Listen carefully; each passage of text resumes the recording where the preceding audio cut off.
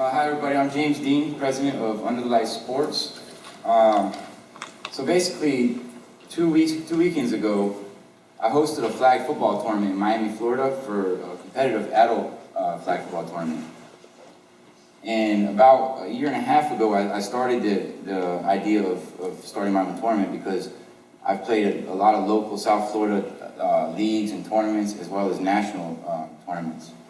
And the quality is poor. You go in, you play your games, there's a field, there's a couple of incompetent refs, and then you go home if you're a winner or if you lose. So I decided there should be a lot more to this. It's frustrating to me and a lot of other competitive flag football players to have to argue rules with refs, and you have a ref who has a rule one way and another ref has a different rule. So I kind of want to have a standard rule system and train the ref to be more competent, to be consistent with the calls. And often at tournaments, I have to jump the fence to go or leave the park to go to Publix to get food, drinks, all the concessions, things that to me are very obvious. That should be at all events. You should. Why can I not? There's no access to water. If I don't bring water, I take the water fountain. So what I've done is partnered up with Powerade, and they provided Powerade for everybody. From the first game to the championship game, the Powerade's flowing. So that's a good start for us to get everybody hydrated. It makes the players a lot happier. It makes them a lot stronger later. And also, I wanted to take advantage of the concessions opportunity to sell. If I give away Powerades, but make people walk past the concession stand to get there, they might buy Coca-Cola or water or many other concessions that I can sell.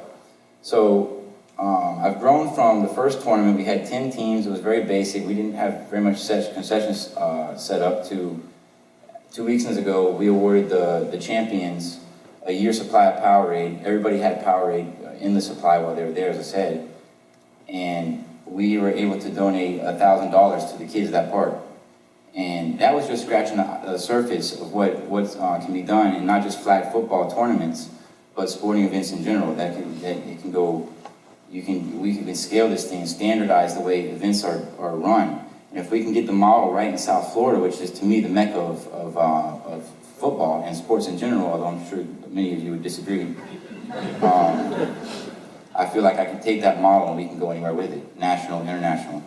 So what I've done here today, this week rather, is came down here to network. I'm still looking for somebody else to get on my team with me. Powerade's behind us. I have another person on my management team, but I'm wearing far too many hats right now trying to organize this thing. So I actually lost a little bit of the housekeeping things that I would have liked to have had in order last time. So if anybody's interested in especially with Splinks back there, I'm definitely interested in seeing what you guys are doing for events, because that's the kind of thing I'm looking for here. So I'd like to just thank Taylor, and I told Taylor yesterday he's an expert plugger. He's been plugging TechStars and Kaufman and since he's been here. I haven't heard him stop. So I would like to also take a minute to plug Prediculous, because that's the one company he has not plugged this whole week. So thanks, Taylor.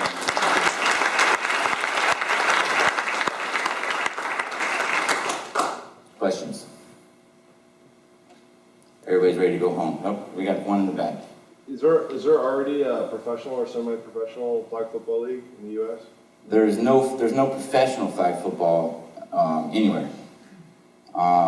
Really, flag football is a venue for aspiring people who want to go play semi-pro football. They need game tape, or people who are trying to whatever level of football. It's great for people to come out. They work on their technique, their footwork, etc.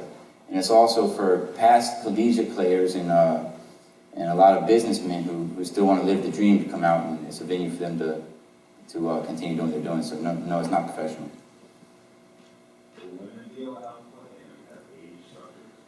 Thank you, Jesse. Right now we are just competitive. One competitive. It's really these super elite teams of South Florida that were competing. So I want to get it right with one thing: adults. And when I get that right, I want to expand into youth, because when the adults come out, 2 guys pay for the team, everybody else plays for free, nobody's buying anything from the concessions, so that'll limit my merchandising opportunities, that'll limit a lot of the other things. So when we open that up to the kids, now we have a whole, I want to make it a family experience. I want to make it not just a flag football tournament, but like the Super Bowl, a giant event where you don't even have to play to have fun. You have the bounce house outside, a rock climb wall, concessions, merchandising, many other things. So I want to get to youth. After youth, then the next step is co-ed as well. Because believe it or not, co-ed flag football is actually, there's a lot of players. One thing, another hurdle that I've had is data acquisition. People ask me, well, how many people play flag football? And I say, you kidding me? It's ridiculous. I mean, I'm from inside the box. I know that it's a huge market. But for the lay person who does not play or understand flag football, they want to know how many people play. I say, well, millions. How do you know? I don't know. I just play. I know. But how to get those numbers is a hurdle I've yet to cross. And that's also, the data acquisition is what limited me right now to just the adults as well. Because I need to know how many 6th graders play flag football and 7th graders, and how many women play flag football. And that's going to be a process. Anything else? Thank you.